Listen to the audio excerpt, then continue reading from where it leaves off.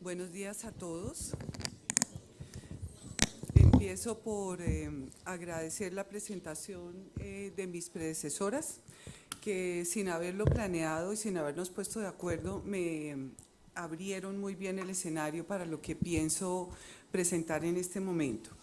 Lo que voy a compartirles hoy no es producto de una investigación, sino es producto de reflexiones que hemos venido haciendo a partir de varias investigaciones que hemos adelantado en la Facultad de Educación, porque como ustedes comprenderán, nuestro trabajo cotidiano consiste en pensar la educación, la pedagogía, y dentro de estos procesos un aspecto muy importante es el de la evaluación, que me encantó cómo Angélica y Marjorie presentaban con esa maestría el difícil reto que implica pensar la evaluación en un proceso de enseñanza y particularmente cuando hay una innovación y el profesor se está enfrentando a una serie de retos en los que no sabe qué va a pasar.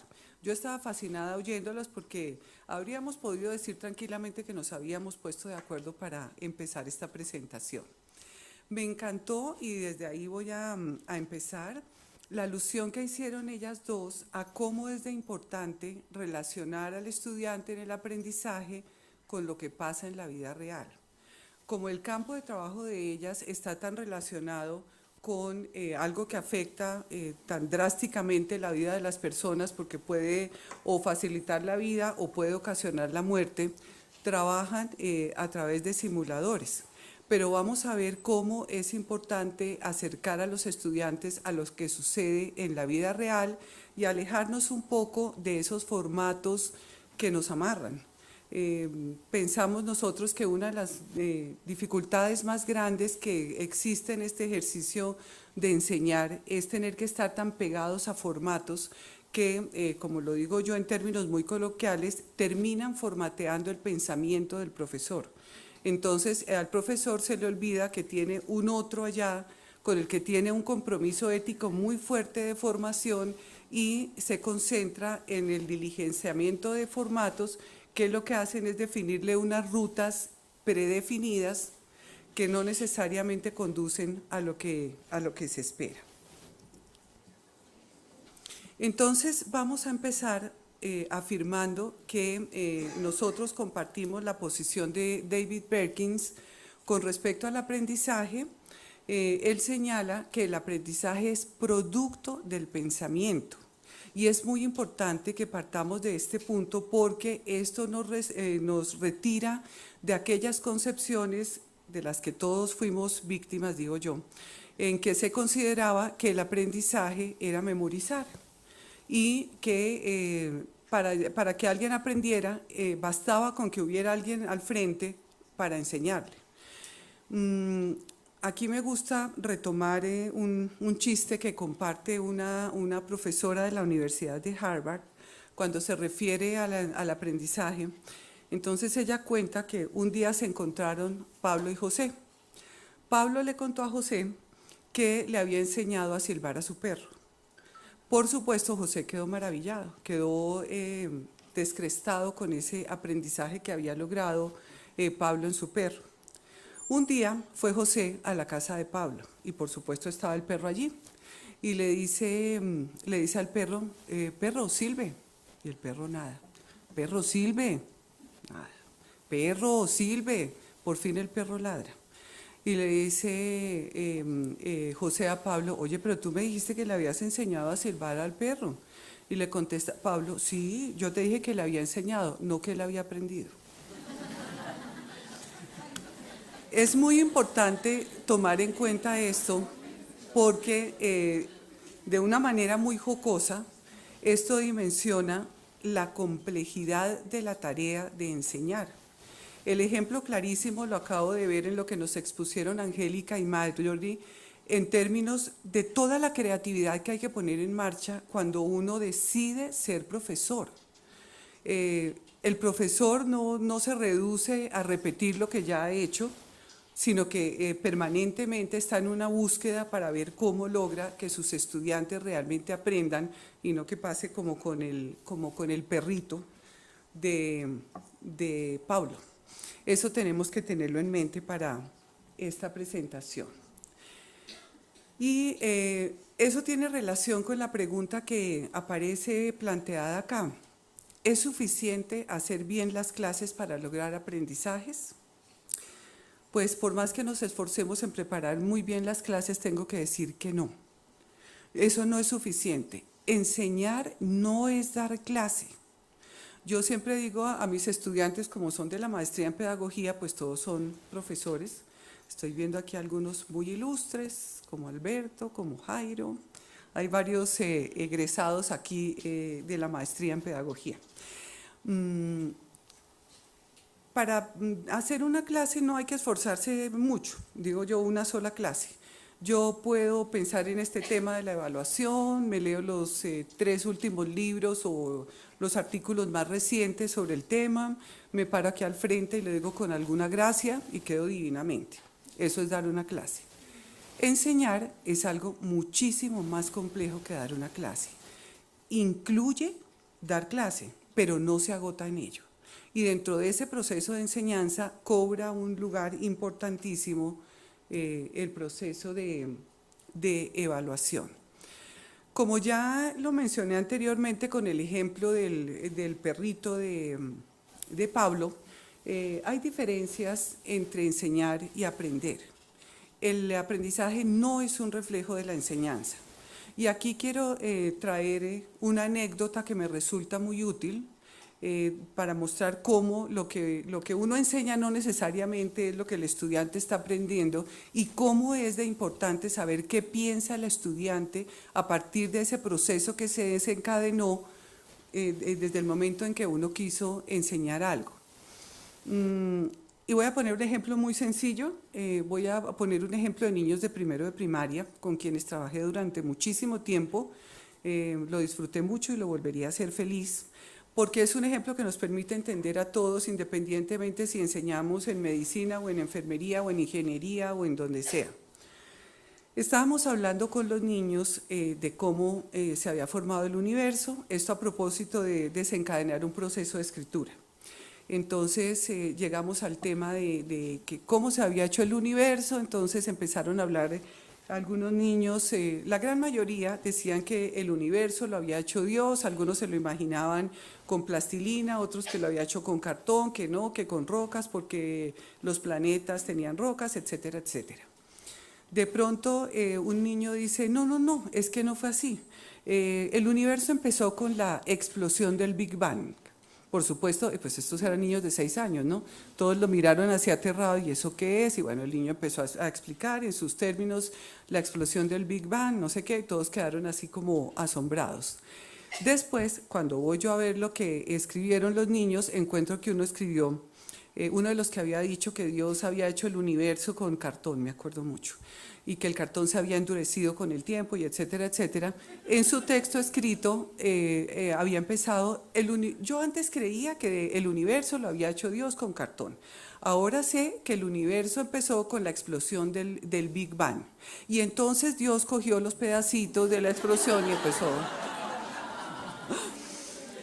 Eso nos muestra a las claras cómo en un proceso de enseñanza, y esto es válido, yo podría hacer otros ejemplos mucho más concretos de la pedagogía, en los que nos muestran que uno dice una cosa y los estudiantes pueden repetirla, pero a la base de esa repetición hay una comprensión completamente diferente de lo que están expresando, de lo que uno cree que están expresando.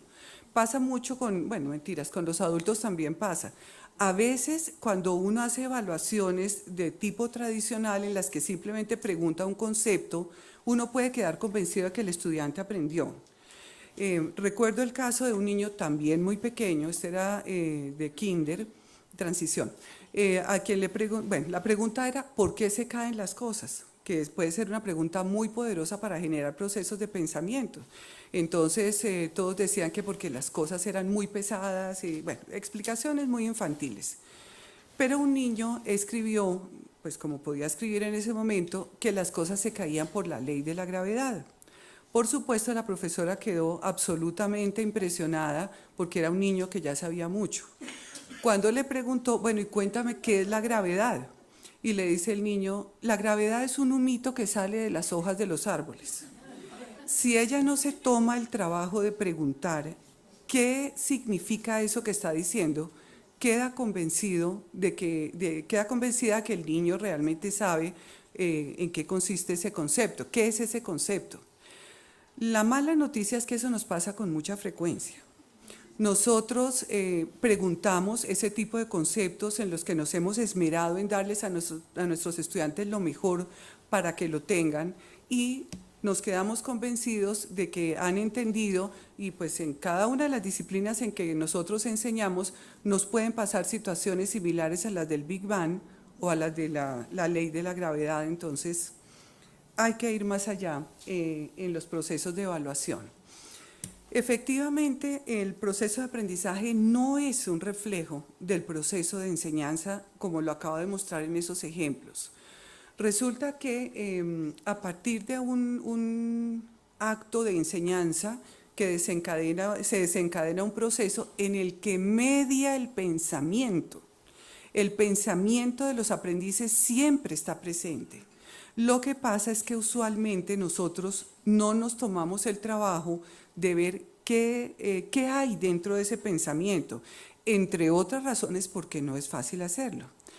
En varias oportunidades ustedes me van a oír decir que enseñar no es una tarea fácil. Vamos a ver aquí algunas de las razones que hacen tan compleja. Ya Marjorie y Angélica nos mostraban cómo es difícil encontrar el camino, y a eso hay que agregarle que como uno le enseña a un grupo, no necesariamente funciona con otro. Yo les digo a los profesores de los colegios, es que uno puede trabajar en el mismo colegio y en tercero A nunca puede enseñar igual que en tercero B. Así le tenga que enseñar lo mismo, pero eso no pasa nunca. Y eso pasa porque es que el aprendizaje es un proceso pluricausal. Hay muchas causas que inciden en el aprendizaje. Una muy importante, por supuesto, quizá la más importante, es la voluntad que tiene el estudiante de aprender.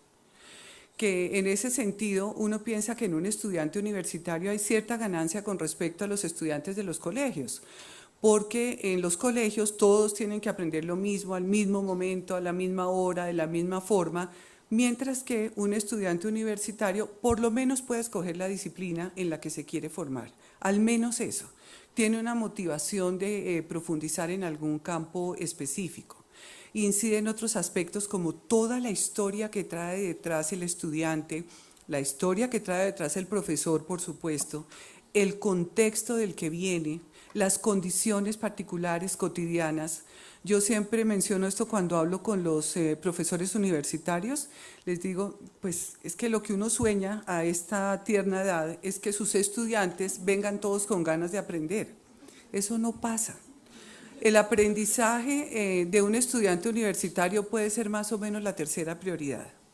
Generalmente es verdad y es muy importante que un profesor lo tenga claro para que pueda ordenar su enseñanza a esa condición real. Generalmente, miren, los estudiantes no se preocupan, cuando estudian no se preocupan tanto por la nota, sino pues al final del semestre, ¿no? Durante su principal preocupación no es la nota baja, sino que la niña que está sentada al lado y que le gusta vaya a pensar que es un bobo porque contesta mal. Entonces, eso es importante tenerlo en cuenta porque en el mundo vivimos. No vivimos en un espacio de ángeles donde el que llega acá es que quiere solo aprender y se va a dedicar solo a eso. Eso no es verdad. Y es muy importante que lo tengamos en cuenta porque nuestra enseñanza debe contemplar todos esos aspectos. Ya nos lo decían Angélica y Marjorie, cómo es importante motivar a los estudiantes. Bueno, pues un estudiante de 16 años que tiene esos intereses absolutamente lícitos en ese momento de la vida, pues requiere otros recursos muy distintos de los que yo utilizo, por ejemplo, con los estudiantes de maestría, que ya son papás, mamás y tienen otras necesidades y otros intereses en la vida.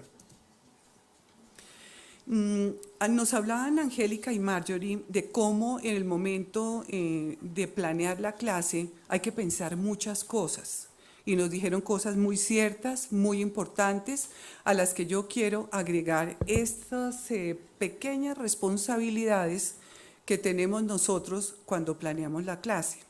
Entre otras razones, quiero decir que se ha demostrado que el momento más importante de la enseñanza es el de la planeación de la clase, porque es el momento en el que el profesor está tomando insumos de esa evaluación que está haciendo permanentemente. Ahora que me voy a referir más adelante a la evaluación en particular, ustedes van a poder ver cómo nosotros lo hacemos. Lo que pasa es que no sabemos o no tenemos la práctica de aprovechar toda esa información que recogemos para planear las siguientes clases. Cuando nosotros estamos planeando la clase, estamos tomando decisiones didácticas. Nos mostraban Angélica y Marjorie cómo deciden que es mejor modelar con el ejemplo que hablar mucho. Esa es una decisión didáctica. Es una estrategia que están utilizando para lograr mejores aprendizajes en los estudiantes. Cuando uno toma ese tipo de decisiones para planear su clase, está decidiendo, entre otras muchas cosas, qué sendero neuronal va a estimular en sus estudiantes. Es muy distinto cuando yo planeo mi clase pensando, voy a buscar que mis estudiantes se aprendan de memoria los componentes de bla, bla, bla. A cuando digo, voy a utilizar estos componentes de bla, bla, bla para plantearles un problema relacionado con otra cosa. El sendero neuronal que se estimula es completamente diferente. Estamos definiendo también qué proceso mental vamos a desencadenar en nuestros estudiantes. Podemos desencadenar simplemente la memoria o podemos desencadenar procesos más complejos de creación, de análisis, de cuestionamientos, etcétera, etcétera. Pero hay otras que afectan más profundamente el desarrollo del estudiante y sobre las cuales usualmente pensamos mucho menos. Una de ellas es la creencia que fortalecemos en los estudiantes con respecto a lo que hacen los profesionales en esa disciplina. Me explico. Si Angélica y Marjorie hubieran decidido, en vez de hacer la simulación que hacían, me voy a inventar, espero aceptar en lo que me voy a inventar, definir un protocolo muy rígido de acciones que hay que hacer cuando un paciente tiene no sé qué evento de salud y solamente por ese camino andar. ¿Qué le están enseñando a los estudiantes? Que hay una única manera de resolver un problema, por una parte. Por otra parte, que ya la solución a ese problema está dada, que yo no tengo nada más que agregar. Y eso es muy importante y muy poderoso o peligroso de acuerdo con la manera en que yo lo maneje. Por otra parte, está decidiendo qué tipo de relaciones se establecen entre el conocimiento objetivo que se ha producido en una disciplina particular, que hace parte de ese cuerpo de conocimientos de la disciplina, y el conocimiento subjetivo que construye cada aprendiz. Hay verdades que se dicen en las disciplinas, pero la manera en que se construye es particular, siempre es particular. El ejemplo, por eso me gustó traerlo, el ejemplo de la formación del universo, pues seguramente pues la profesora les dice a todos lo mismo, pero cada uno lo procesa de una manera diferente. Con una decisión didáctica, como les digo, entre otros muchos aspectos, estamos tomando decisiones sobre este tipo de impacto en nuestros estudiantes. A mi manera de ver, los más peligrosos son los que tienen que ver con lo que pasa en la disciplina y el ejercicio profesional posterior. Porque cuando nosotros definimos qué tipo de situaciones vamos a plantear en la clase, estamos determinando el tipo de pensamiento que queremos desarrollar en los estudiantes. El problema que se plantee determina que haya una finalidad a la cual se ordena el pensamiento, pero a la vez el pensamiento se ordena a conseguir una finalidad determinada. Por supuesto, si lo que yo planteo es recordar los 5 componentes de bla, bla, bla, eso es facilísimo. Y ahí no hay un pensamiento reflexivo, hay simplemente memoria. Bueno, y aquí viene la pregunta. ¿Qué es lo que enseñamos los profesores universitarios? Seguramente si a nosotros nos preguntan qué enseñas, uno muy tranquilamente dice, no, yo enseño desarrollo del pensamiento, del pensamiento lógico verbal.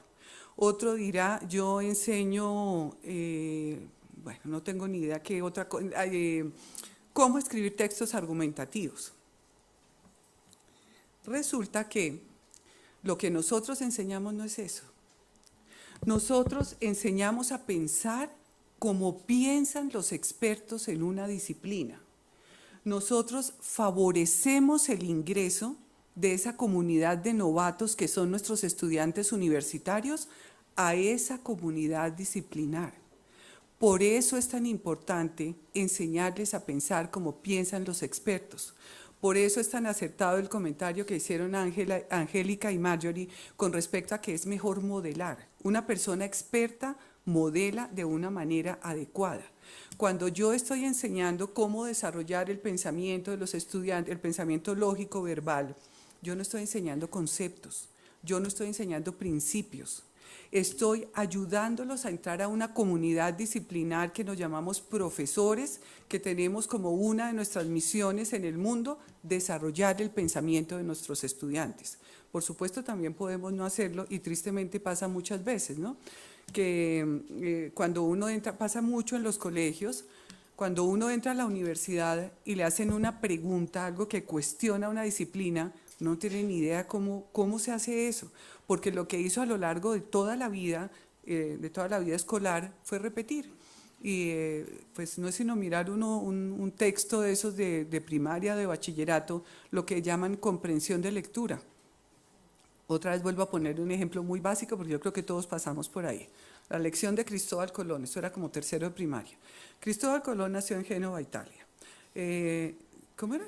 Sus padres se llamaban Domingo Colón y Susana Fontana Rosa. Eran cardadores de lana. Y ya no me acuerdo qué más seguía. Cuestionario de comprensión de lectura. ¿En dónde nació Cristóbal Colón? ¿Cómo se llamaban sus papás? ¿A qué se dedicaban? De tal manera que uno podía responder correctamente al cuestionario sin haber entendido ni la lectura ni la pregunta. Eso también es muy importante que lo tengamos en cuenta los profesores universitarios. Resulta que nuestros estudiantes, sobre todo quienes trabajan en primeros semestres en pregrado, nuestros estudiantes vienen de unas prácticas en las que están trabajando con un único texto escolar, que generalmente lo que hace es trivializar el conocimiento, desbarata la disciplina y la vuelve materia. Y entonces lo que aprenden los estudiantes a lo largo de su trayectoria escolar es que hay una única verdad revelada que está en el libro de Santillana o de Norma o de no sé qué. Y resulta que entran a la universidad y el profesor de primer semestre le dice, compare este autor con este y saque una conclusión. Eso es griego avanzado. Si nosotros no nos tomamos el trabajo de modelar, de desarrollar el pensamiento, de invitarlos a pensar primero que todo, y desarrollar el pensamiento de los estudiantes, no vamos a lograr absolutamente nada. Eso hacemos los profesores universitarios. Por eso nuestro trabajo es tan complejo, por eso es difícil, porque además de ayudarlos a ingresar a una comunidad de expertos en una disciplina, tenemos que luchar, desafortunadamente, contra unas prácticas académicas que son completamente nocivas, que no permiten el desarrollo del pensamiento, que les han fortalecido, como dije en la diapositiva anterior, una serie de creencias que son muy difíciles de mover después. En cada disciplina se requieren diferentes procesos de pensamiento, porque tal como nos lo dicen Shari Tishman y David Perkins, el modo en que el juego epistémico tiene lugar varía en los distintos campos académicos y lo hace con formas, movimientos, metas y reglas particulares. ¿Esto qué quiere decir? Que cada uno de nosotros, desde la disciplina que estamos enseñando, donde estamos ayudando a los aprendices, tenemos que ayudarlos a pensar como piensan los expertos en la disciplina. El ejemplo clásico pasa en los colegios, sobre todo, pues, a veces en las universidades también, pero sobre todo en los colegios, cuando el profesor de química de décimo o de undécimo se queja de que sus estudiantes no saben escribir. Entonces se voltea y mira al profesor de literatura, es que los estudiantes no saben escribir. Y el de 11 se voltea a mirar al de décimo, es que no les enseñaron. Y van llegando a preescolar, yo digo que van a terminar en la ecografía. Y Digo yo que eso es una pregunta muy mal planteada, porque yo le decía, pues yo trabajé muchos años en un colegio, yo le decía al profesor de química, pues mira, si quieres yo le enseño a hacer un informe de laboratorio, pero después no te quejes. Mi saber disciplinar no es la química. La química tiene un espacio discursivo muy diferente del de la literatura y lengua, muy distinto de la matemática. Entonces, cada disciplina tiene un juego epistémico diferente, unas maneras discursivas distintas. Por eso ninguno de nosotros se puede escapar de enseñar a leer, a escribir y a pensar sobre todo. Bueno, y aquí entro de lleno en el tema que me convoca, que es el de la evaluación. Hay diferencias entre evaluar y calificar. Lo que usualmente hacemos nosotros es solamente calificar. ¿Por qué estas imágenes? Porque me sirven como un recurso para explicar la diferencia entre lo uno y lo otro. Cuando yo voy a mandarme a hacer un vestido y voy al sastre, el sastre me llama a la prueba. Cuando yo voy a probármelo, estoy evaluando. Entonces le digo, me quedo ancho de aquí, corto de allá, fruncido de acá. Cuando el sastre recibe mi información, él, que es el que sabe, toma decisiones. Entonces le mete por acá, le alarga por allá, etc. Cuando él ha intervenido para tomar acciones pertinentes que llevan a un buen resultado y me lo entrega, yo califico.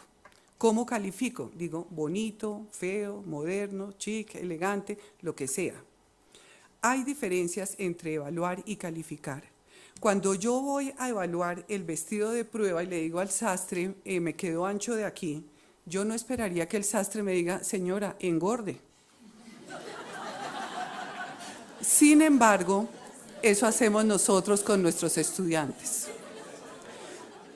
Cuando el molde de enseñanza que nosotros les damos no se les ajusta, los ponemos a engordar, a adelgazar, a crecer, a cortarse una pierna para que le quede bien la manga, porque son ellos que no saben, porque son aprendices, son los que tienen que tomar las decisiones para mejorar su aprendizaje cuando eso es parte de tiene que ser parte de nuestra experticia como profesores. Entonces, entendemos nosotros la evaluación como un proceso permanente, ya me devuelvo a aclarar algunos, de recolección de información pertinente para tomar decisiones acertadas oportunamente, no como en los colegios que toman las decisiones cuando los mandan a los cursos de recuperación, pues ya para qué. Fíjense cómo yo hablo de evaluación como un proceso distinto al de calificación. La calificación es un proceso administrativo, todos tenemos que entregar calificaciones y hay que entregarlas al mes, al bimestre, al semestre, cuando sea, y hay que hacerlo. Pero tienen que basarse en una evaluación que sea permanente. Yo evalúo aquí cuando estoy mirando quién toma apuntes, qué están haciendo, eso lo hace uno todo el tiempo. Por eso les decía al principio que son cosas que hacemos pero desaprovechamos. Cuando uno nota que hay un estudiante que todo el tiempo está volando, una de dos, o no le interesa ni 5 la clase o no entendió desde el primer día. Entonces hay que hacer algo oportunamente, no cuando uno le entrega al final y dice, oye, ¿sabes qué? Te tocó repetir. Ahí ya no sirve para nada. Tiene un costo académico, económico, de tiempo, de energía, de frustración demasiado alto. Necesitamos solamente la información pertinente y eso está muy ligado con el objetivo que yo me planteé para cada asignatura que enseño dentro de una disciplina. Hay información que me dice cosas, pero puede resultar accesoria en un momento determinado. Y como ya lo mencioné, pues las decisiones hay que tomarlas oportunamente, cuando todavía el estudiante tiene posibilidad de aprender y de aprender con uno, ¿no? No con el profesor contratado por fuera como pasa en los colegios, ¿no? Que son todos, se vuelve de buen gusto entre los papás hablar entre todos, oye, ¿y tú a quién tienes de profesor de matemáticas? ¿Y tú de química? Ay, préstamelo, ¿dónde? No, con uno, esa es la responsabilidad de uno. Porque es que un profesor es más que un experto en una disciplina. Es un profesor que ayuda a otros a ingresar en esa disciplina, enseña esa disciplina. Es mucho más fácil ser un físico brillante que ser un profesor de física brillante. Es mucho más fácil, porque el nivel más alto de dominio de un saber es el poder comunicarlo. Y cuando digo poder comunicarlo no me refiero a esto que estoy haciendo por esta vía oral, que es lo que uno hace en una conferencia como esta, sino comunicarlo de muchas maneras, con el ejemplo, con el tipo de actividades que pone, con las preguntas que plantea, con la manera de retar a los estudiantes de una manera positiva. Ser profesor, insisto, es una tarea muy compleja, por esta razón. Porque es que la enseñanza no se trata de pararse a decirle a otros lo que uno sabe. Eso lo hace un conferencista, es lo que estoy haciendo en este momento. Yo en este momento no soy profesora, soy una conferencista. El profesor no, pues lo que tiene que hacer no es pararse y mostrarle a los estudiantes que sabe lo que ha logrado capitalizar en 10 o 15 o 20 años de trabajo. Porque la enseñanza consiste en buscar los recursos necesarios para lograr que esos aprendices puedan ingresar de una manera exitosa a la comunidad disciplinar de la que yo hago parte. Bueno, pero si se asume que el aprendizaje es producto del pensamiento, tenemos que tener alguna manera de escudriñar ese pensamiento de los estudiantes. Tiene que haber alguna manera de develar eso que están pensando los estudiantes, que es donde generalmente nos quedamos cojos. Sabemos lo que pueden decir, pero no sabemos qué hay detrás de esas palabras. Volvemos al tema de la formación del universo y bueno, en fin. Y aquí entonces quiero mostrarles solamente dos ejemplos, hay muchas otras posibilidades, pero hemos tomado dos que en nuestra experiencia, tanto de investigación como de formación de profesores en la Facultad de Educación, hemos encontrado que nos dan muy buen resultado. Uno de ellos es el de las matrices analíticas, que es una estrategia de evaluación que fue ideada por Heidi Goodrich. Ella es también miembro del Proyecto Cero de la Universidad de Harvard. Ella lo plantea como una estrategia de enseñanza que promueve el desarrollo del pensamiento. Es muy importante aclarar que las matrices sirven siempre y cuando las desarrolle el profesor de acuerdo con lo que sus estudiantes le están mostrando. Cuando uno logra desarrollar una matriz, ya les voy a mostrar un ejemplo, es porque ha logrado entender muy bien cómo es el proceso de construcción de un concepto o de recorrido de un proceso, cómo lo viven los estudiantes. Cuando uno es un experto en una disciplina, uno entiende muy bien qué hace el experto en la disciplina para tener éxito. Pero resulta que nuestros estudiantes no son expertos, todos son novatos, incluyendo hasta el del último semestre. Son todos novatos en la disciplina. Por eso es tan importante preocuparse por saber qué están pensando con respecto a lo que van aprendiendo. Este es un ejemplo de una matriz utilizada para la forma de evaluación en este momento, era un texto escrito para dar cuenta de algún proceso particular dentro de un proceso mucho más amplio de aprendizaje. Fíjense, esto es un fragmento, pues porque no me cabía toda la matriz, ni tampoco se trataba de venir a enseñarles una única matriz, eso no era la idea. Fíjense cómo al lado izquierdo está definido el criterio que se va a evaluar. El primero, tomemos cualquiera. El primero, identifica en su texto la tesis del autor. Por las razones que mencioné anteriormente, sobre todo en los primeros semestres, si yo no le informo al estudiante que eso es importante en el aprendizaje que estoy buscando, él puede demorarse casi toda la carrera en descubrir que era importante identificar la tesis del autor del texto que uno estaba leyendo. Pero además yo me doy cuenta que frente a ese criterio hay diferentes niveles de desempeño. Entonces, puede haber un nivel inicial en que no se percibe una proposición central en el texto, sino que se ve como un listado de ideas. Esto es real, esto lo saqué de actuaciones de estudiantes míos. Pero también hay un nivel intermedio en el que existe una proposición en el texto, pero se pierde entre las otras ideas que se van desarrollando en el texto.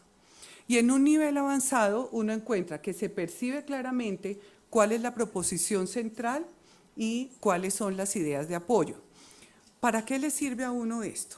Para que la evaluación sea productiva. Yo digo que con demasiada frecuencia nosotros evaluamos a nuestros estudiantes como si se fueran a morir al día siguiente. Y la cosa se mueve entre si aprendió, no aprendió, como si el aprendizaje no fuera un continuo que va teniendo una serie de modificaciones lógicas. Porque es que no está mal que en un primer intento, en primer semestre, digamos, un estudiante mío me presente un listado de ideas. Sí, pero entonces yo lo tengo que ayudar a pasar al siguiente nivel. Estas matrices deben ser conocidas previamente porque tienen el gran potencial de orientar la tarea del aprendiz y al orientarla lo obliga a pensar. Le sirve también como un insumo importante para autoevaluarse, para monitorear permanentemente su proceso, para poder devolverse a arreglar, que es lo que hacemos los expertos en las disciplinas. No es real, o yo no sé si a alguien le pase, pues merecería toda mi admiración. Pero a uno en la vida real nunca le pasa que al primer intento le quedó bien. Uno tiene que devolverse, tiene que repensarlo, tiene que volver a hacerlo, y eso hay que enseñarlo a nuestros estudiantes. Nosotros, y pasa desde el colegio, les estamos pidiendo un ensayo a los estudiantes en 45 minutos de clase. Yo siempre digo que el único texto que yo me atrevo a entregar en una única versión con baja probabilidad de errar es la lista de mercado. De ahí para adelante no me comprometo a nada más. Y es importante, me refiero a la escritura porque la escritura tiene un potencial epistémico que nosotros desperdiciamos. Está demostrado que los momentos epistémicos se producen en los momentos de reescritura del texto. Y nosotros no les damos a los estudiantes esa oportunidad, sino escriba y entregue. Y ya se acabó el tiempo y ya no espero más y me voy. La otra estrategia es hacer visible el pensamiento de los estudiantes, cosa bien difícil, además que ha sido muy criticada por diferentes corrientes porque en esencia el pensamiento no es visible. Uno está pensando, pero nadie ve lo que uno está pensando. Entonces, uno de los grandes aportes que nos han hecho los investigadores de la Universidad de Harvard es el trabajar en estrategias para hacer visible el pensamiento de los estudiantes. Todo esto partiendo de la generación de una cultura de pensamiento en las aulas de clase. Por eso hay que usar lenguaje de pensamiento. Hay que invitar a los estudiantes en todas las sesiones, ojalá en todas las sesiones de clase, vamos a analizar, vamos a criticar, vamos a proponer, y no repítanme quién me dice, qué opina, qué es lo que piensa Piaget, qué es lo que piensa no sé quién. No, llevémoslos a que cuestionen cómo hacemos los quienes somos ya expertos en disciplinas. ¿Cómo se puede hacer visible el pensamiento de los estudiantes? Hay muchas rutinas de pensamiento, se llaman, que ya han sido probadas, validadas, incluso uno puede generar sus propias rutinas de pensamiento. Nosotros en la maestría en pedagogía las usamos todo el tiempo. Hemos hecho investigación sobre cómo piensan los estudiantes de la maestría, profesores en formación, para ver cuáles son sus trayectorias de pensamiento, y hemos encontrado que diferentes trayectorias de pensamiento producen diferentes resultados en los aprendizajes. Bien interesante, es un tema en el que yo quisiera seguir profundizando mucho tiempo más. Estos son algunos ejemplos. Uno puede hacer análisis de diferentes perspectivas.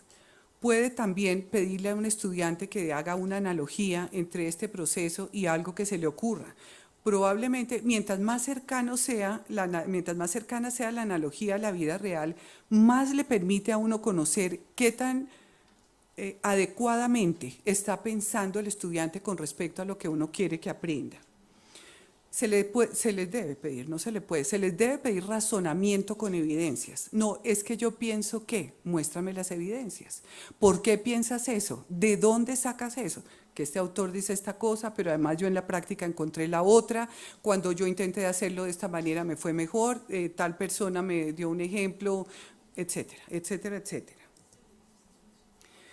Hay que pedirles que planteen las dudas. Nosotros en la institución educativa, desde el preescolar hasta toda la vida, tendemos con mucha frecuencia a ¿cómo se dice?, penalizar las dudas. Y nosotros incluso acosamos a los estudiantes, ¿pero está seguro, sí o no? No, sin dudas, aquí lo tiene que decir derecho. Cuando en la vida real las disciplinas no avanzan así. Las disciplinas avanzan sobre la base de dudas, de conjeturas, de ensayos, de buscar distintos caminos. De hecho, el pensamiento reflexivo, lo que se conoce como el buen pensamiento, implica ser capaz de mantener el estado de duda durante un buen tiempo y ser capaz de tenerlo.